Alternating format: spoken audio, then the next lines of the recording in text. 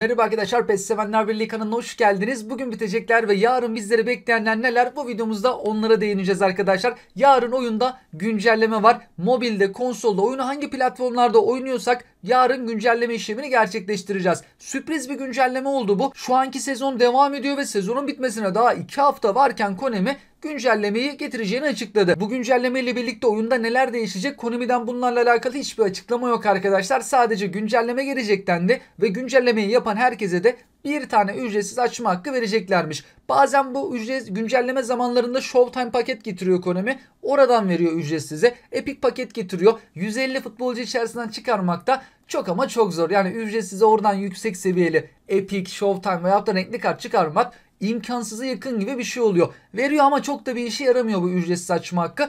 Bu güncelleme ile birlikte peki neler değişebilir? Mobilde ve konsolda transfer güncellemelerini Konami tamamlayacaktır. Transferde hala bazı takımlarımızın transferleri güncellenmedi. Avrupa'da da vardır ama Avrupa'da daha erken bitmişti transfer dönemi. Bizim ligimiz gibi biraz daha geç transferin bittiği ligleri tamamlayacaklardır. Menajer değişiklikleri varsa onlara belki el atabilirler. Onun dışında güncellemelerde bazen oyuncuların seviyelerinde değişiklik yapabiliyor Konami. Bazen seviyeleri aynı kalıyor ama hızını düşürüyor, hızlanmasını arttırıyor. Özelliklerde de ufak tefek oynamalar yapabilmekte. Hatta güncellemelerde oyuna yeni efsaneler de ekliyorlar.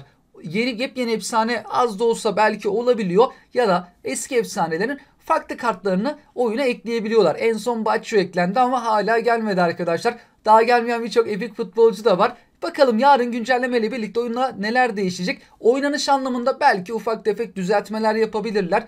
Konsolda 2 tane stadyumdan bahsediyorlar. Belki bir ihtimal konsola da 2 tane stadyum eklenebilir veyahut da yeni sezonda da ekleyebilirler arkadaşlar. Bunlar tabi resmi açıklama değil. Yarın resmi açıklamaları görelim. Güncelleme ile birlikte neler gelecek ya da Konami neler vaat ediyor? Herhangi farklı bir açıklamalar olacak mı? Yarın sabahtan itibaren Konami'den ben de haber bekleyeceğim ve sizlerle paylaşmaya çalışacağım arkadaşlar. Güncellemede bazen sorunlar yaşanabilmekte arkadaşlar. Kısaca bunlara değinmek istiyorum. Özellikle de mobilde Android cihazlarda sıkıntılar yaşanabiliyor. iPhone tarafında olmuyor ama Android'de ne tür sorunlar olmakta? Örneğin güncellemeyi yap dedik. %100'e geliyor ama bir türlü güncelleme bitmiyor. %100 fakat bitmiyor. Aslında arka planda indirmeye devam ediyor. Konami de zaman zaman eskiden bununla alakalı mesajlar paylaşırdı. Belki başınıza da gelmiş olabilir arkadaşlar. Böyle bir durum olursa %100'e gelse de bitmediyse arka planda indirmeye devam ettiği için beklemek gerekiyor. İnternet hızımıza göre bu değişkenlik gösterebilir. Güncelleme boyutu da cihazdan cihaza farklılık gösterebilmekte. İnternet hızımıza da bağlı olaraktan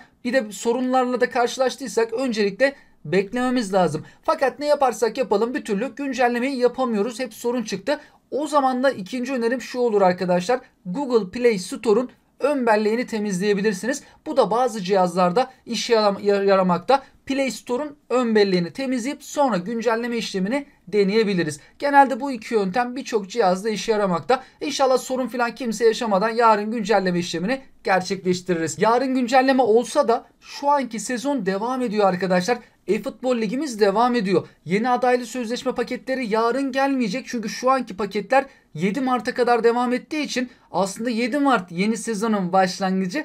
Güncelleme erken geldi. Konami neden bu güncellemeyi bu kadar erken yaptı? Herhangi bir açıklama yaparsa ben de takip edeceğim arkadaşlar. Sizlerle paylaşmaya çalışacağım. Ama yeni adaylı sözleşmeler olsun, maç bileti, e-futbol liginin yenilenmesi tüm bunlar 7 Mart tarihinde. Bir sonraki sezonumuz Mart'ın İlk haftası başlayacak. 7 Mart'ı beklememiz gerekiyor. Ayrıca dün Konami'den böyle bir mesaj geldi arkadaşlar. Bir futbolcu vefat etmiş.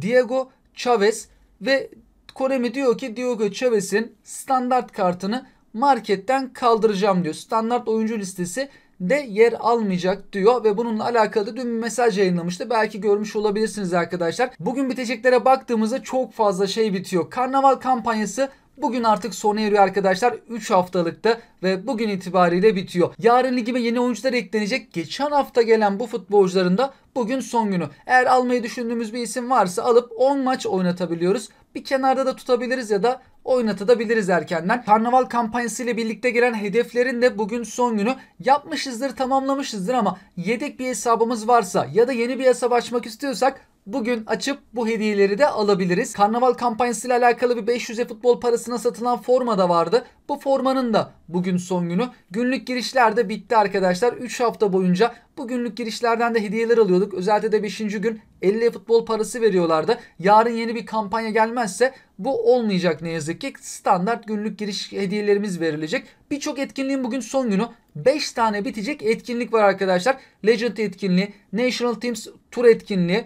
Bu tarafa baktığımız zaman Güney Amerika kulüpleriyle alakalı tur etkinliği. Kısa süreli gelen bu sıralama etkinliği de bugün bitecek arkadaşlar. Burada ne kadar iyi sıralama yaparsak o kadar fazla GP ve beceri antrenörü kazanıyoruz. Ayrıca temalı etkinlik 50 futbol parası kazandığımız etkinliğinde bugün son günü. Yarın yeni etkinlikler gelecek. Perşembe etkinlikleri, bedava Player of the Week açma hakkı olsun, 50 futbol parası kazandığımız etkinlikler olsun. Yine yarın bizleri beklemekte. Yarına geçtiğimiz zaman her perşembe olduğu gibi bakım var. Türkiye saatiyle oyun sabah 5'te bakıma giriyor arkadaşlar. Konami öğlene doğru 11'de açılacak der. Güncelleme günlerinde bazen sorunlar olduğunda gecikmeler yaşanabiliyordu. Yarın öyle bir kampanya olmazsa, hele büyük bir kampanya olmazsa genelde gecikme de olmuyor.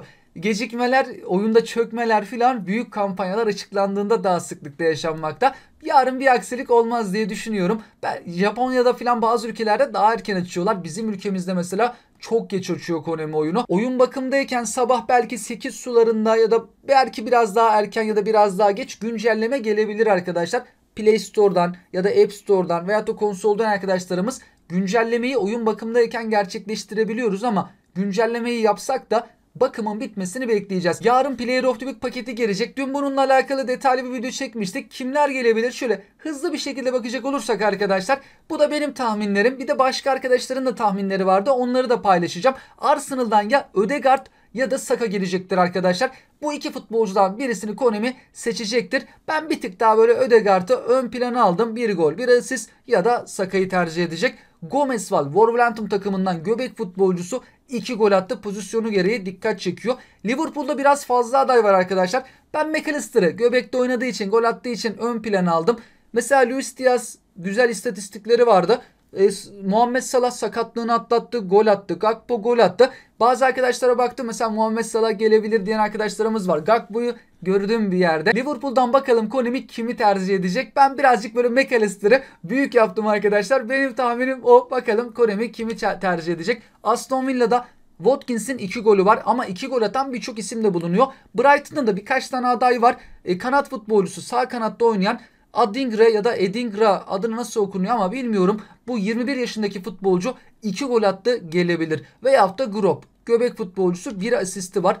United takımında Højlund 2 gol attı. Hemen maçın başında United golleri attı. Ben Luton Town'un bu sene ligde kalmasını çok istiyorum. Sempatik bir takım. Stadyumundan dolayı özellikle ayrı bir sempati duyuyorum kendisine. Destekliyorum Premier Lig'de. Kalabilecekler mi acaba Premier Lig'de? Güzel de maçlar çıkarıyorlar. Öyle kolay da pes etmiyorlar. Büyük takımlara karşı da iyi mücadele ediyorlar. İtalya'da Inter'den de Konami bir isim tercih edebilir.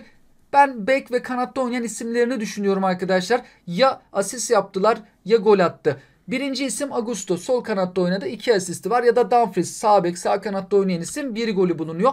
Atalanta takımının belki kalecisini düşünebilir Konami. Gol yemediler. Roma takımı 3-0'lık galibiyet aldı. Roma'nın kalecisi de gol yemedi. Konami belki düşünebilir. Veyahut da stoper futbolcusunun golü var. Monza takımı Milan'ı 4-2 ile geçti. Burada bir futbolcu öyle hat-trick falan yapmadı ama iyi istatistikleri olan isimlere baktığımızda Mota var. Sol kanatta oynadı arkadaşlar. Veyahut da göbek futbolcusu Pessina. Atletico Madrid'den kesin bir isim gelecek. Birinci aday, benim birinci adayım Kore'ye. Fakat Llorente'de, ikisi de bu maçta santrafor oynadı. Llorente kariyerinde ilk defa santrafor olarak maça çıkmış ve 2 gol attı. Konami getirirse, Llorente zaten birçok yerde oynayabiliyor. Şimdi bir de santraforda da en yüksek haliyle oynayacak. Ama Kore'ye biraz daha önde duruyor. Osasuna'nın santraforu da Budimir de 2 gol attı. Real Sociedad'da Merino'nun 1 golü var.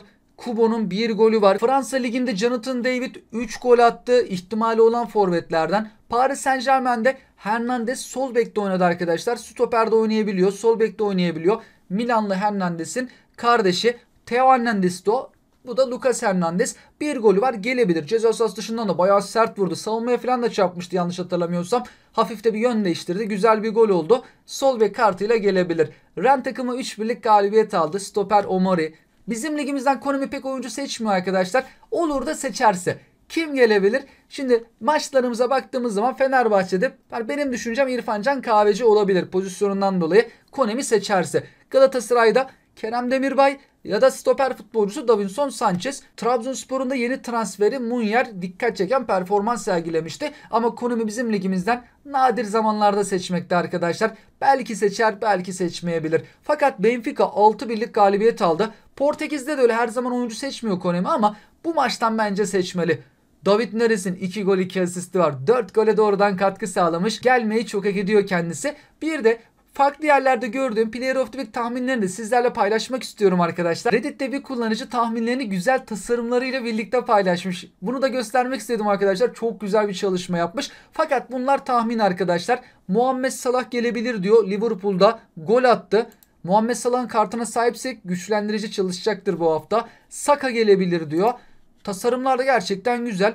Højlund Barcelona takımından Yamal ki Barcelona takımında golleri Lewandowski attı ama bir tanesi penaltıdan. Penaltı olduğu durumlarda oyuncuların hatta istatistik siteleri tarafından puanı çok yüksek verilmiyor penaltı golünden dolayı. Konemi de önemsiyor onları. İstatistik puanlarına da bakabilmekte. Ama Barcelona Konemi'nin anlaşmalı kulübü. Beklenmedik anda da oradan futbolcu tercih edebiliyor.